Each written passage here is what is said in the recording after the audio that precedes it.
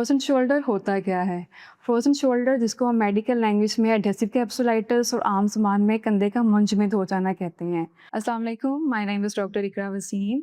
By profession, I'm a physiotherapist. Currently, I'm working as assistant professor at the University of Lahore. Frozen shoulder में असल में कंधे के गिर्द मौजूद जॉइंट कैप्सूल टाइट हो जाता है, जिसकी वजह से कंधे की हरकत जो है वो लिमिटेड हो जाती हैं या मिनिमाइज़ हो जाती हैं। फ्रोज़न शोल्डर किन लोगों को होता है?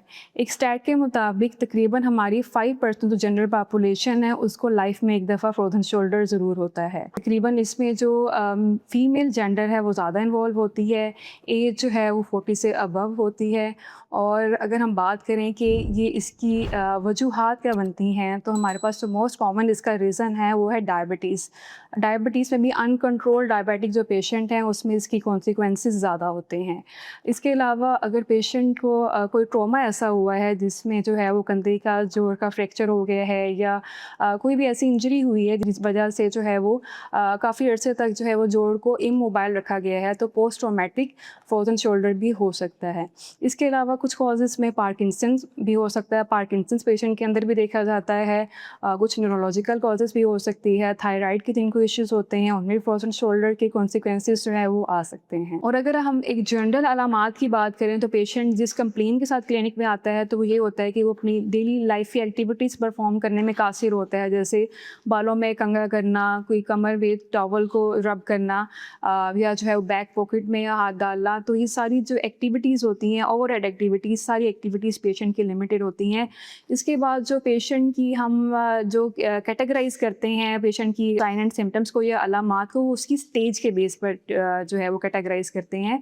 हमारे पास जो फर्स्ट स्टेज होती है इसको हम फ्रीजिंग स्टेज बोलते हैं। इस स्टेज के अंदर पेशेंट का जो कंप्लेन होती है वो ये होती है कि पेन बहुत ज़्यादा होती है। पेशेंट को जो है वो नाइट पेन ज़्यादा होती है, ये मॉर्निंग स्टिफनेस भी हो सकती है।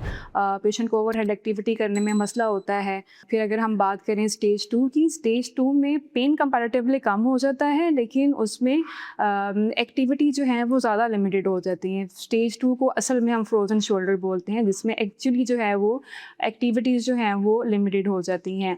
अगर जो है हम बात करते हैं स्टेज 3 की, स्टेज 3 जो है वो थाइंग स्टेज है। इसके अंदर जो है जो कॉम्प्लिकेशन फर्स्ट स्टेज में और सेकंड स्टेज में आई होती हैं वो रिवर्स होना शुरू हो जाती है। बट क्लिनिकली अगर हम देखें तो ऐसा बहुत कम हमें रेयरली देखने को मिलता है। असल में पेशेंट की जो स्टेज 2 है वही जो है प्रोलॉन्ग्ड हो जाती है। डिपेंडिंग अपॉन के पेशेंट जो है फिजियोथेरेपी करवा रहा है, पेशेंट अपने कंधे को मोबाइल कर रहा है या नहीं कर रहा है, तो स्टेज जो है वो प्रोलॉन्ग हो सकती है।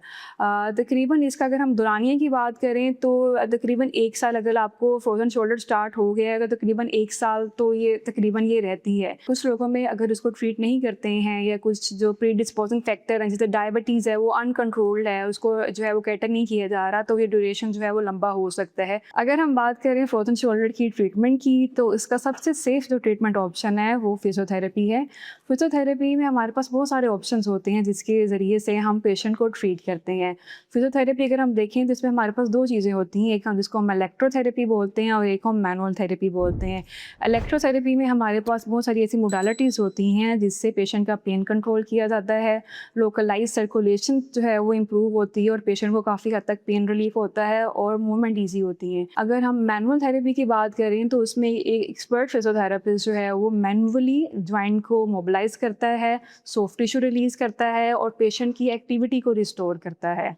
तो इसमें हम फिजियोथेरेपी में कम्बिनेशन ऑफ ट्रीटमेंट यूज़ करते हैं, इलेक्ट्रोथेरेपी प्लस मैनुअल थेरेपी, जिससे पेशेंट को इफ़ेक्ट अच्छा आता है। अगर आपको भी इसमें से कोई अलामत आ रही है और कंधे को मूव करते हुए पेन महसूस हो रहा है तो आप ओला डोर के थ्रू से अपॉइंटमेंट बुक कर सकते हैं।